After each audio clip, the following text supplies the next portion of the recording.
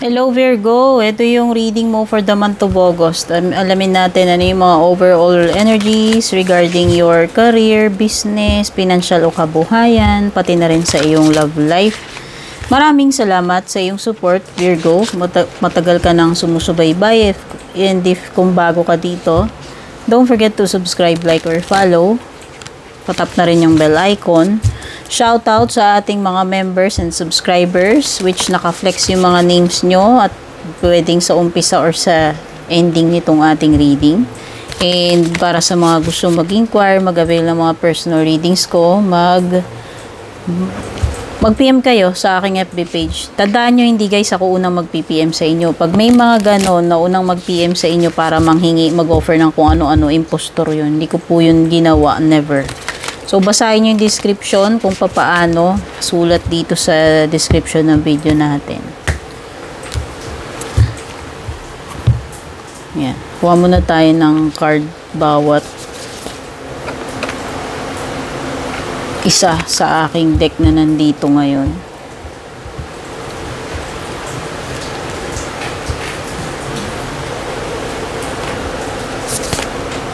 So, balasahin muna natin yung iba na hindi pa nabalasa.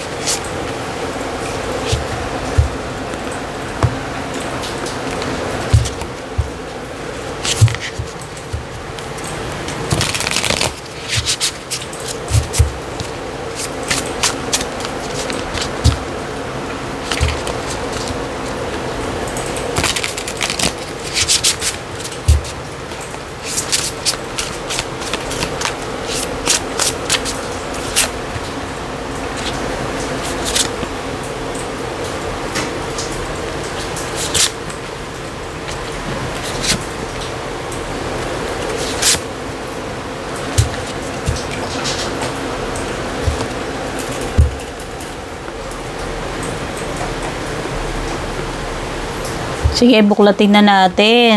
Meron kang Earth Mother. Feel loved and comforted.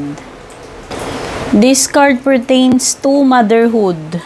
Whether ikaw, may mga motherhood matters. Situation involving, mag-ina, nanay, pagiging nanay, or situation na kailangan na alagaan. Ano ang dapat alagaan? Sarili mo ba? No? Whether this is taking care of yourself, a mother or anak mo, or whether you are a housewife, solo single mother, basta mga matters ng pag-i-express ng care and love, feminine energy, specific. Pwedeng mga, yun nga, related sa motherhood. Okay, kung hindi naman about motherhood, yun na nga sabi ko nga, pwedeng related sa, taking care of yourself or a loved one. Kung meron ka mang mga inaalagaan dyan, tao man yan o hindi, Kasi nurturing, caring energy ito eh. So, ibig sabihin ko, namang meron dyan sa'yo ngayon na mahal mo, pinoprotektahan mo, inaalagaan mo, ninanurture mo. Tao man yan o hindi. Like, nurturing your dreams, diba? Pwede rin namang ganun. Okay, this is, a very motherly, protective, nurturing, caring energy. Okay? Ikaw man yung sinasabihan dito na kailangan mong alagaan yung sarili mo or yung mga loved ones mo, pangarap mo, or kung ano man yung mga bagay na yan, no? Next naman is you have Scarab Beetle Spirit. Magic works through you. Wow! So, itong card na to signifies na merong some kind of creative magic na kaya mong i-transform yung situation mo or kung kaya mong gumawa ng mga bagay na special or extraordinary. So, sabihin na natin, ngayong August, no? Meron kang magagawa na something special or extraordinary ngayong August, Virgo. Kung ano man ito, yung creativity na nagfo-flow through you, kumbaga magic, no? Itong situation na to, itong makikreate mo is magical. Something magical is about to unfold to you or about to happen para sa iyo ngayong August. Wow! Ganda naman nung card mo. Kaya wag mong i-doubt yung iyong kakayahan, creativity, Virgo, kasi meron ka magagawa na something special or magical ngayong August. O at least parang may mga mysterious or miracles na pwedeng mangyari sa iyo. Pagdating naman sa iyong career, business, kabuhayan o pinansyal, may shedding ka. Parang nagpapalit ng balat yung ahas dito, no? So, sabi dito, reducing losses, elimination, and completing a new metamorphosis. Time to set higher goals. So, may mga dapat ka nang i-upgrade, palitan. Pagdating dito sa iyong career, kabuhayan, or business. Ibig sabihin, parang ano to, kumbaga, diba, yung hindi lang naman ahas, kahit tayo mga tao nagsished tayo ng mga dead skin cells. So, ibig sabihin, merong something na mapapalitan sa iyo. Mas better, mas bago, no? So, ibig sabihin, this is improvement. Or kung meron ka mang mga bago, kung meron ka mang mga lumang belief, sistema, strategies na kailangan mong i-innovate, i-upgrade, palitan, yan, ito yon. So, nag-a-apply ito sa iyong career, sa business, sa kabuhayan or financial mo. Okay. Ayan, no, kailangan mo na mag-set ng higher goals. Kumbaga, kailangan lumevel up. So, anong gagawin? Palitan yung mga outdated belief systems, ang mga outdated na mga technique, strategies na hindi na nagwo-work. Kaya dapat ngayong August 2024, yun yung bigyan mo ng effort. Yun yung gawan mo ng paraan baguhin. Pagdating sa love life mo, overall energy is falling apart. Nako, falling into pieces. So, ano kaya nangyari? Tignan pa natin. Mukhang may hindi maganda about your relationship or love life. Parang unti-unti nang gumuguho yung pundasyon ng relationship ninyo. Tama ba? Unti-unti na ba kayong lumalayo sa isa't isa? Unti-unti na bang nagfe-fade yung trust? Unti-unti na ba nagfe-fade yung pagmamahalan?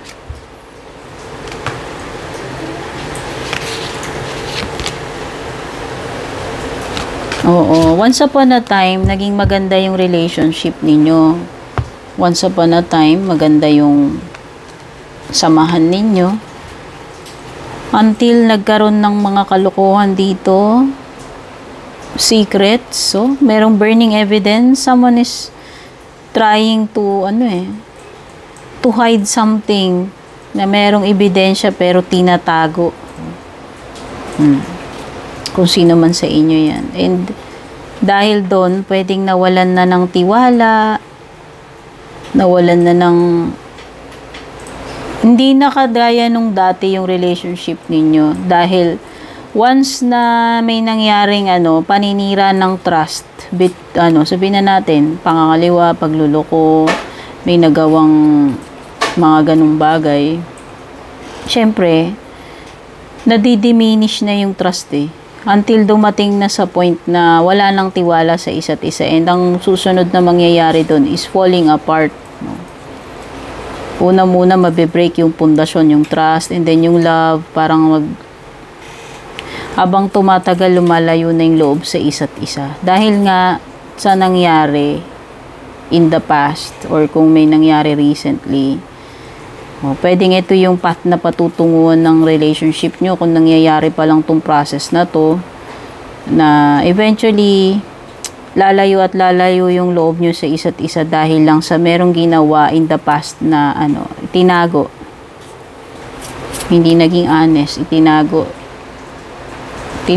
yung mga ebidensya. O diba? Parang crime lang no?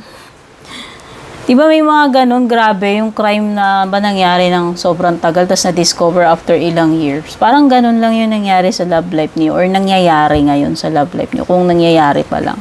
Take note, hindi ko kontrolado itong reading yung mga energies. Pwedeng sa iba sa inyo nangyari na yan in the past.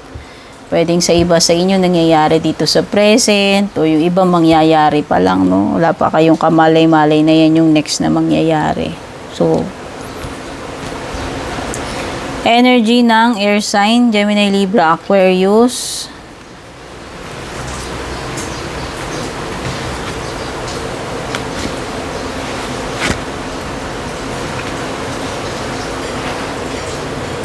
So, ayun na nga, dahil 'di ba dito parang merong something na evidence ng past, kung ano man ito, which occurred in the past, na tinry itago, pinilit itago, tried to burn the evidence. Ibig sabihin, 'di ba pag may ginawa kang crime, binurn mo yung evidence, edi tinatago mo kung ano yung kabalbalan na ginawa mo. So, may something na ganon.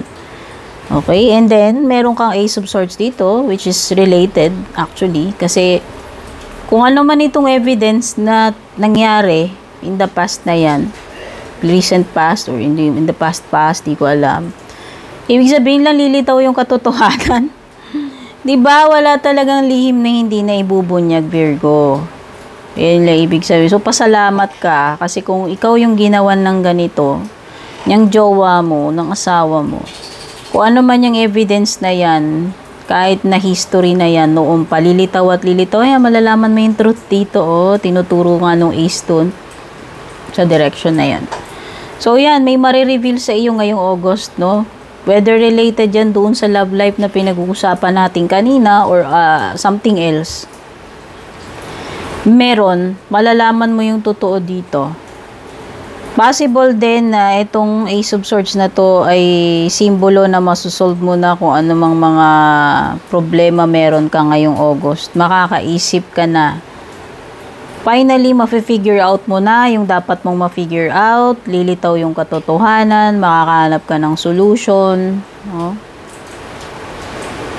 Ayan na yung truth revealing itself, unfolding sa iyo ngayong August. No? So, yung mga answers na kinakailangan mo will all come to you. Finally, ma-enlighten ka, kasi nga may revelation. So, yan. Mas magiging clear na yung lahat ng bagay sa iyo. Ngayon, meron ka din ditong Gemini, Libra, Aquarius energy, air sign. Ngayon, itong si King of Swords naman is parang sinasabi niya, use your best judgment about the situation. So, suriin mong mabuti, pag-isipan mo. Gamitin mo yung best judgment mo. Huwag kang mag-rely sa sasabihin basta ng iba. Huwag ka rin basta maging judgmental or yung assumptions, gumawa ng mga assumptions. So, ayan, try to analyze the situation. Use your logic. Yun yung sinasuggest sa'yo ni King of Swords. Huwag kang masyadong maging rigid about your thinking. Huwag ka rin gumawa ng mga decisions based sa mga haka-haka or assumptions. Huwag ka basta-basta mag-jump into conclusion. So, kailangan alamin mo muna yung facts. Ayan. Alamin mo muna yung truth bago mo i-judge. So, before making a decision, an action, yun yung sinasuggest sa iyo ni King of Swords. So, this is you controlling your emotions and using your wit, yung logic pagdating sa mga sitwasyon. Sa love life, ganun din, no? So, it is better na bago ka mag-assumption, kailangan mo munang alamin yung facts. So, yan na nga, may evidences na dyan nalilitaw, diba? Ngayon, pagdating naman sa career mo, this is a mentor. Pwedeng someone na pwede mong hingian ng advice. Unsolicited man yan. Or pwedeng this is a situation na matcha-challenge ka to do your best. Pagdating sa pera, kabuhayan, ibig sabihin to kailangan maging disiplinado ka pagdating sa finances at gamitin mo iyong logic.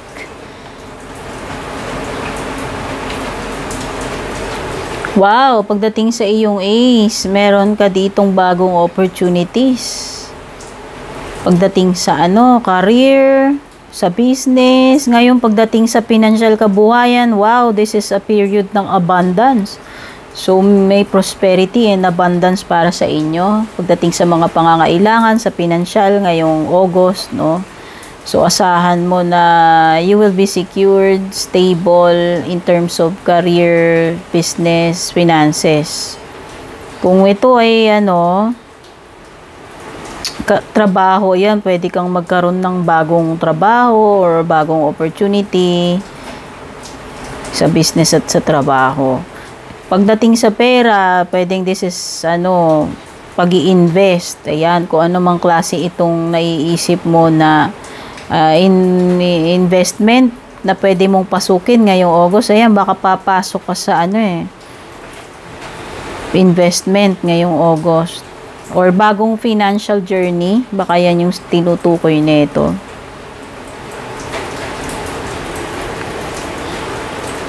Okay, nakikita ko dito sa Ten of Cups mo. This is magandang sign kasi parang meron kang something na matutupad na may kinalaman sa family. Oo. Yan, pwedeng may mga reunion, may mga happenings, masasayang moments pagdating sa family, may mga isi-celebrate kayo. O sabi ko nga, pwedeng may ma-achieve ka, matutupad ka for your family. So, whether ito ay may asawa ka man, mga anak, or yung ikaw, kung single ka, para sa iyong mga kapatid, yan, magulang. Ito ay commitment, pwedeng iba sa inyo dito. Kung mga walang problema, kasi dito iba may problem sa love life. Pero yung iba dito, kung single kayo, pwedeng ito ay sa, some kind of wish na matutupad related sa, love life mo. Limbawa, kung single ka, baka this is, pagpasok kasi panibagong experience or commitment. So, iba sa inyo, kung single, baka makatagpo kayo ng person at papasok kayo sa commitment. Okay, ngayon, if this is sa workplace, ibig sabihin lang, you feel at home, masaya kayo dyan sa bagong job ninyo. Ayan, kung bago man yung job na napasukan ninyo. Feeling at home, ibig sabihin, parang family kayo dyan, close kayo, nakakasundo mo yung mga nakakatrabaho mo. Ayan. Okay, ngayon, financial stability ito, dalawang card. Ayan. So, pagdating sa financial kabuhayan mo, maganda-maganda ngayong August. Everything is in harmony kasi ito, harmony. Rainbow after the rain. So, kung nagkaroon kayo ng mga financial crisis in the past, isahan mo ngayong August, nakaka-recover, nakaka-bounce pa kayo. Pagdating sa negosyo, sa financial kabuhayan, sa career. Maganda. All very promising pagdating sa finances, career, or business. Tignan na natin yung mga closing messages para sa iyo.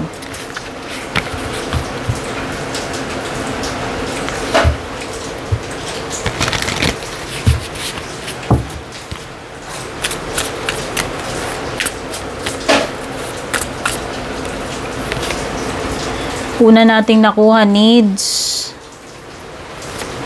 reassess, time,